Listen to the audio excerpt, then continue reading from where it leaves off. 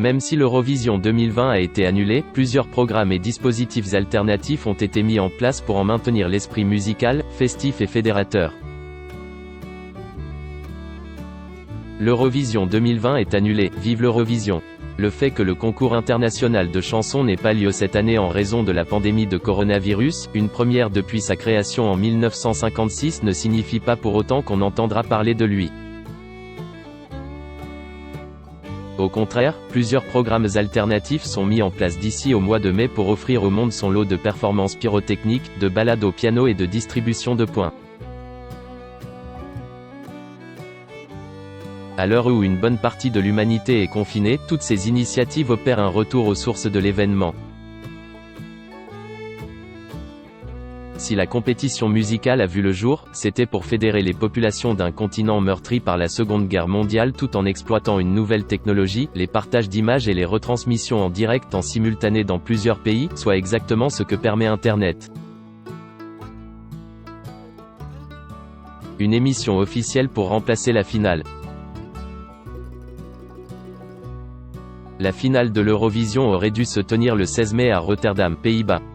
Et là, il faudra s'y faire, on n'assistera pas à la victoire des sympathiques Islandais ou de l'émouvant Suisse. Nos égos de Français se consoleront en se disant que la déconvenue qui semblait attendre notre candidat Tom Leb, sa chanson Mon Allié, The Best in Me, ne suscitait pas l'enthousiasme espéré nous a été épargné. On se réconfortera surtout avec Europe Shine a Light, une émission spéciale de 2 heures produite par la télévision néerlandaise et retransmise sur France 2. Chacun des 41 candidats qui auraient dû concourir lors de cette Eurovision 2020 seront mis en lumière.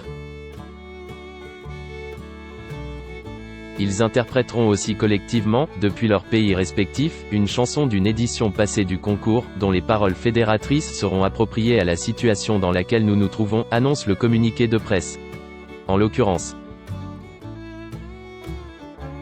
Love Shine a Light, le titre de l'émission donnait un gros indice, le morceau avec lequel le Royaume-Uni l'a emporté en 1997. Que l'amour éclaire chaque recoin du monde, disent les paroles. L'Eurovision à l'échelle de nos salons. Depuis le début du confinement, on ne compte plus le nombre d'artistes qui se livrent à des récitals en live sur les réseaux sociaux en direct de leur salon. L'Union européenne de radio-télévision, UER, qui chapeaute l'Eurovision s'en est aperçue et a eu l'idée du format Eurovision Home Concert. Tous les vendredis, 4 artistes ayant participé au concours ou qui auraient dû y prendre part cette année, chanteront, depuis chez eux, leurs chansons, ainsi qu'une reprise d'un morceau culte de la compétition. Le tout est diffusé tous les vendredis à 17 h sur la chaîne YouTube de l'événement et reste en ligne ensuite. À l'affiche ce vendredi, l'Ukrainienne Jamala, gagnante en 2017. Ainsi que l'Islandais Dave Freyr et l'Australienne Montaigne, oui, son pseudo est une référence à Michel De, qui avait été sélectionné pour 2020. Unref a été le match.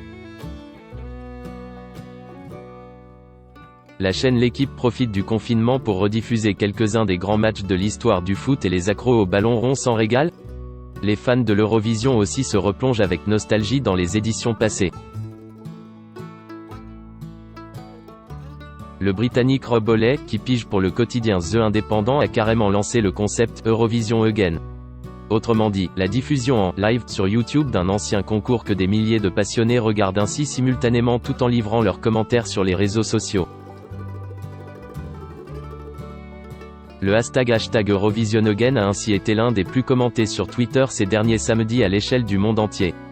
À la fin, les internautes sont même invités à procéder à un nouveau vote en livrant leur top 10 sur un site dédié.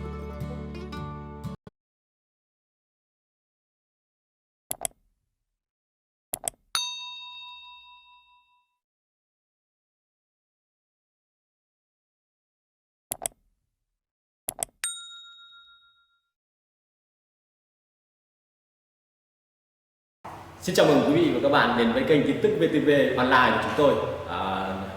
Hôm nay chúng tôi sẽ đưa đến các bạn những tin tức mới nhất của châu này. Và tình hình dịch Covid-19 hiện tại đang lan rất rộng trên toàn thế giới và nước ta là một trong những nước mà có những mầm dịch được hạn chế nhất. Và hôm nay VTV của chúng tôi sẽ đưa đến cho quý vị và các bạn những tin tức tuần tự và các tỉnh thành, các mầm dịch như sau.